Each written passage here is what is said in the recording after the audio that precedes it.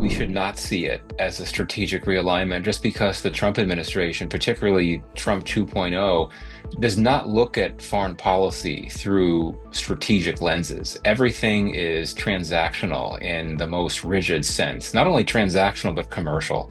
And so I think that the developments that you just ticked off represent what I would argue as cases where Pakistan has successfully been able to pitch itself as a partner to the US on the types of issues that the US is interested in pursuing, not just in Pakistan, but globally around the world. So, Pakistan has, essentially presented itself as a partner that could provide things, can provide deals and business opportunities to the US when it comes to things like critical minerals and oil and crypto and so on.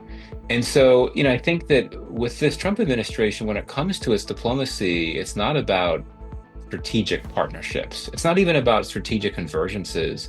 It's about what offers are out there that can be taken advantage of. And Pakistan has been able to offer many attractive opportunities that the administration has been very keen to pursue.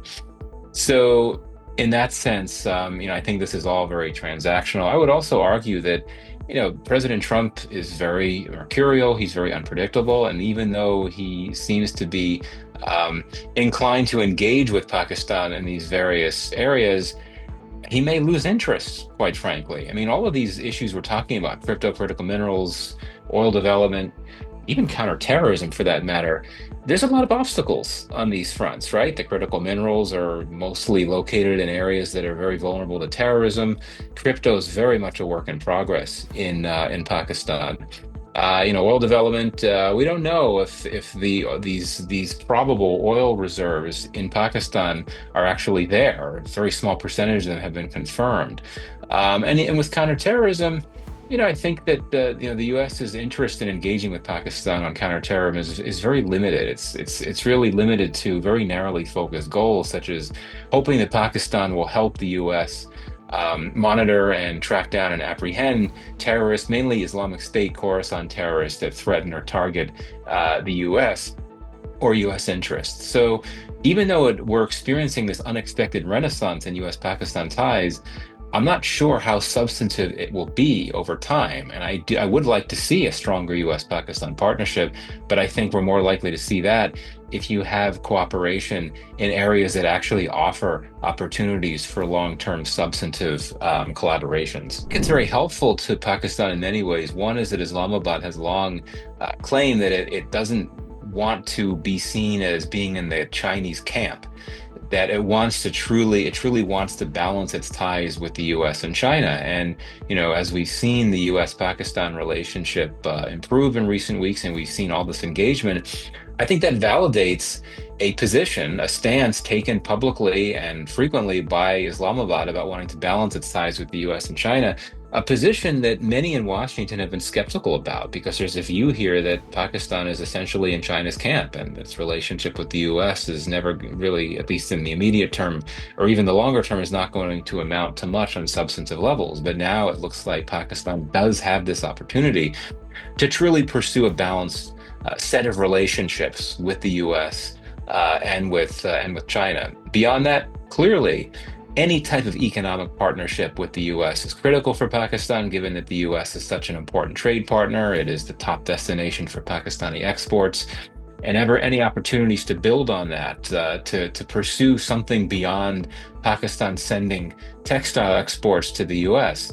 This broader focus on commercial ties, whether that could entail forays into critical minerals or crypto energy, that clearly could bode well for Pakistan and its economy, which has stabilized in a macroeconomic context, but still remains quite vulnerable for structural reasons, and could really benefit from an ability to diversify its sources of trade partners. And if Pakistan has an opportunity to really ramp up commercial engagements with the US, all the better. But, there is that obstacle posed by the reciprocal tariffs, right? I mean, the US did get an oil deal with Pakistan, but Pakistan was hit with with reciprocal tariffs. And that'll be an immediate term challenge to navigate. And I suspect that one of the more major objectives of Pakistani policymakers in the immediate term is to continue talks with the US to try to reach an accord that lowers those tariffs. And given that the relationship is in such a good place right now, that could hopefully help the talks. If you've got a positive, warm mood pervading the negotiating room, that could hopefully help the talks advance. Trump and his administration have not really made clear what their actual policy is toward China. I mean, yes, there is this economic competition between the US and China that Trump seems to want to intensify, but Trump has also signaled his desire to partner with China, and specifically partner with President Xi to promote peace and stability around the world. So, in that sense, that could provide, again, opportunities. That's assuming that Pakistan continues to pursue its alliance with China, which it clearly will, that will not necessarily upset Washington as much as it might if the nature of U.S.-China competition and the nature of broader relations between the U.S. and China were more hostile at the moment, which we're not. I mean, honestly, to be very honest, I would argue that the mood pervading U.S.-China relations is not as dark as the mood pervading U.S.-India relations at the moment. China not getting as hit by as many tariffs from the U.S. as India has been to this point. So I think all this all benefits Pakistan, and it can help again advance its goal of engaging in balanced relations with both Beijing and Washington. This is an important point because it's been a striking amount of high-level engagements that Pakistan has been pursuing with Iran, both before the Iran-Israel conflict and after. Of course, Iran's president has just been in Pakistan this week, but then you go back to what happened in the days before the conflict. You had Pakistan's army chief and prime minister and other senior officials in Iran meeting with interlocutors on high levels. Now, some of those interlocutors that Pakistani officials met with were killed in the conflict with Israel, but still, that's important. And this is clearly something that President Trump would have discussed with Field Marshal Munir during their lunch. And I think that this is also one reason why the U.S. is inclined to deepen ties with Pakistan. It sees Pakistan as a useful interlocutor vis-a-vis Iran. Now, what in terms of what Pakistan could do, that's unclear. Clearly, Pakistan has a very workable, good, friendly relationship with Iran, but it has a much closer and deeper relationship with the Arab Gulf states, particularly Saudi Arabia and the UAE and Qatar. So I'm not sure that Pakistan would want to go too far in terms of what it would be willing to do with Iran, but I think that perhaps from the U.S. perspective, the hope is that these Pakistani engagements with Iran could try to send a message of restraint that the Middle East is extremely tense and indeed conflicted at the moment, given the ongoing war in Gaza, and that it makes sense for Tehran, it makes sense for the interests of Tehran, as well as for the interests of Islamabad and other countries in the broader region, to essentially back away and try to avoid provocations and escalations. And that perhaps could entail trying to impart a message to Iran that now is not necessarily the time to be encouraging proxies like Hezbollah and the Houthis and others, including Hamas, for that matter, to try to stage further provocations. I'm not sure if Pakistan would be willing to make that type of statement to Iran because it could be perceived as pro-Israel or something that would benefit Israel. But I do think that message of restraint, the importance of restraint, is one that we could expect, and hopefully one that a message that Pakistan would deliver to Iran in these continuing high-level engagements. If one still believes that the U.S.-India relationship is important to Washington, and there's a clear geopolitical risk of pushing closer to Pakistan, and India has accepted that the U.S. and Pakistan have a relationship, but there's particular upset in India now just because of how the extent of the high level engagements between the US and Pakistan, particularly the Munir Trump meeting, and this happening so soon after the India-Pakistan conflict. So India is upset at the US for various reasons, many of them related to tariffs, but also the Pakistan factor. So the closer the US tries to get to Pakistan, the further risks that it would incur to its relationship with India. But beyond that, I mean, I don't think that the U.S. would have gone as far as it has to this point with these engagements with Pakistan if it was so worried that the volatilities of Pakistan could be deleterious to U.S. interests. If you're talking about exploring oil, developing oil reserves, if you're talking about looking into opportunities of critical minerals, clearly Trump and his advisors know about terrorism risks in Pakistan. I mean, they worked with Pakistan to apprehend an ISK terrorist in Pakistan. So I think that there is that level of comfort engaging with Pakistan. But indeed, if you take this engagement further, if it gets to a point where it becomes operational, which I would argue is not likely, if you start to have American officials and indeed US companies trying to look into ways to get on the ground and unearth, exploit precious minerals, critical minerals, oil, gas, what have you, that's where I think that you could have more risks that crop in. So certainly that is the risk. But in terms of the civil military dynamic, that's never been something that's really bothered the U.S. I think we've seen that the U.S. has sought to engage with both civilian and military officials, and I would argue especially military officials when it comes to the especially high priority issues, because of the view in Washington, which is accurate, that the generals have ultimate power. And indeed, one of the main reasons for why that was the case in the past is that most of U.S. interests in Pakistan were security focused. That seems to be changing now, that the U.S. wants to look at its relationship with Pakistan through a commercial lens, but still, in that case, the power of the military looms large, and the U.S. would probably want to continue to engage with the military just because, the current, right now, in the current moment, Pakistan's military is heavily engaged in many sectors and issues that are not security in nature, and that includes crypto, that includes critical minerals. So bottom line is, I don't think the civil military factor, which I would argue civil military relations are quite good right now, I don't think any of that would bother Washington at the moment. Question that I'm getting from so many, especially interlocutors in India, trying to figure out what's going on. Because indeed, when Trump was president the first time, the relationship with India was quite good. There were some tensions over some things, including trade. There was something close to a mini trade war, but nothing like what we're having now. So I think there's several factors at play. One is that Trump 2.0 is much more hardline than Trump 1.0. He is willing to act aggressively to pursue U.S. economic interests at all costs, even if it risks alienating relationships with key allies and partners, including India. So in that sense, he feels that India's tariffs are very high, which they are. And he is willing to take drastic steps to try to pressure India to scale back those tariffs to help U.S. trade, U.S. economic interests. Another factor is the war in Ukraine. I think that President Trump he wants to be the one that helps bring an end to that war.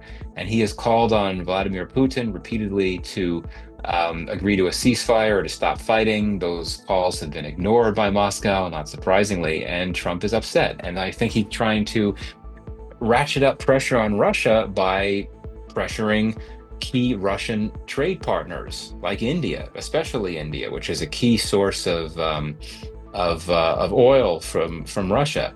And so I think that Trump hopes that by applying these drastic tariffs on India, that India would pull back from its energy and broader commercial relationship with Russia, which quite frankly, I don't think will happen. But I do think that's another reason why we're seeing these tariffs coming from Trump.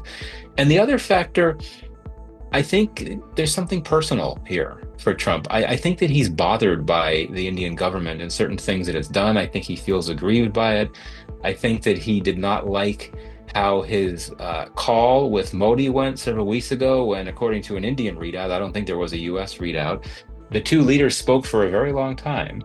And Modi spoke for a very long time directly to Trump, essentially telling Trump that what Trump was saying about various issues related to the India-Pakistan conflict were wrong. One being the big role that Trump claims he played in the ceasefire talks. So I think that Trump didn't take well to that. And I think more broadly, Trump does not like that India did not give him the opportunity to take credit for his role in the ceasefire talks. Trump wants to be seen as that guy, that ultimate peacemaker, that ultimate deal maker. Pakistan, of course, not only was willing to give Trump credit for his role in the ceasefire, but was willing to nominate him for a Nobel Peace Prize for that effort. But India did nothing like that. So I think that's another reason why Trump has been upset. And I think he's also unhappy that India did not make all the concessions that Trump wanted India to make in the trade talks. India drew the line when it came to not being willing to ease protections in very sensitive Indian sectors like agriculture and dairy, where you have key political constituencies like farmers. Modi and India were not going to go there.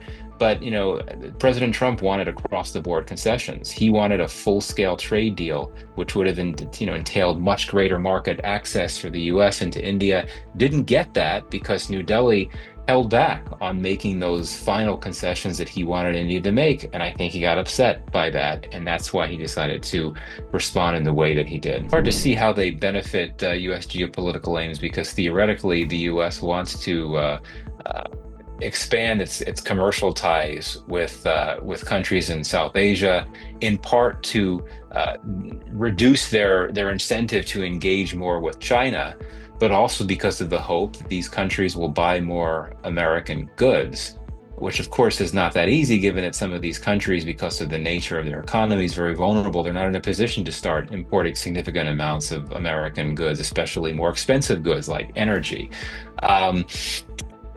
But and so it doesn't really serve U.S. geopolitical goals. 4 countries in South Asia have been hit by reciprocal tariffs, including Pakistan. India is hit with the largest by far.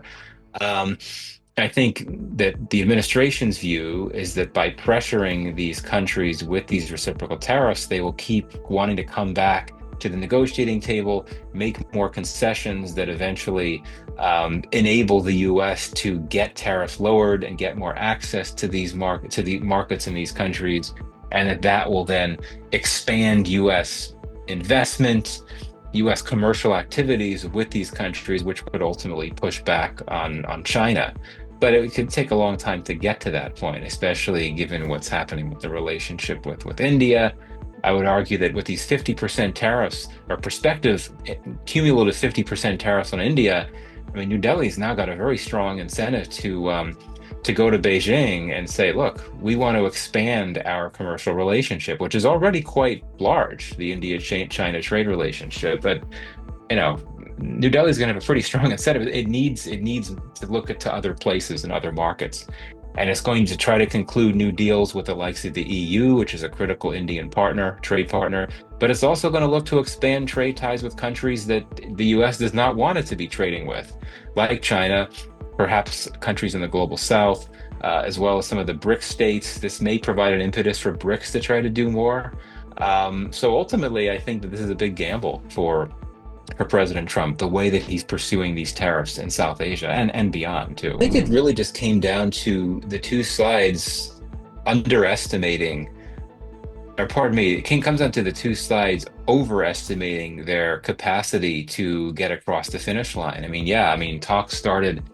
India had a head start on talks with the US. Its talks began sooner than most other countries did. Modi was in Washington in February, and several months before the reciprocal tariffs were announced, the two pledged to start trade talks. And they made a lot of progress. There were a lot of concessions from India. But I think that Washington might not have recognized that India was not going to ease up on those protections in the agriculture and the dairy spaces. And perhaps India did not recognize that the Trump administration would not be willing to accept India's position, was not willing to accept that US negotiators would take the most maximalist negotiating position possible. So I think it was really the last few weeks when things went downhill. Now, I think that we're going to see the two sides coming back together to begin negotiations again later this month. But it's going to be hard to get to a deal because I think that for political reasons, India cannot afford to make any more major concessions or any concessions, given how many it's already made going back to the early weeks of the Trump administration when it, preemptively agreed to reduce tariffs on things like motorcycles and alcohol, and when it agreed to take back dozens of undocumented Indian workers, which was a very politically risky move for India to do. It did all this, it still got hit with 50% tariffs. And so for it to make yet another concession, if the talks pick up again, that might be very difficult for New Delhi to do. From a domestic political standpoint. I don't think so, just because they did have talks. The two men did talk. They spoke for a long time in a phone call several months ago. But I think that that call was not mainly about trade issues. It was about the India-Pakistan conflict and what Trump said about it, and his role in the ceasefire and his Kashmir mediation offer. All things that were not received well in India, and Modi wanted to use that call to set the record straight. So perhaps one could argue there was a missed opportunity. And given that tensions were beginning to get bad enough that there might not have been an appetite in New Delhi for there to be a Modi-Trump call to try to get the talks back on track. And you'll remember that Modi was in Canada for a G7 meeting, and India was invited as to be there. But Trump ended up leaving early to deal with things back home. The two men did not get to meet, and then Trump later claimed that he invited Modi to stop by in Washington after he had been in Canada. Modi said no. The thing is, as you'll recall, that's when Asim Munir was in Pakistan. So I think that the view in it, I'm sorry, that's when Asim Munir was visiting the U.S. So I think that the concern in India is that had Modi gone to Washington to meet with Trump to talk about trade or whatever, it would have completely been overshadowed by some type of effort that Trump might have made to bring Modi and Munir together, which is the absolute last thing that the Indian government would want to have happen.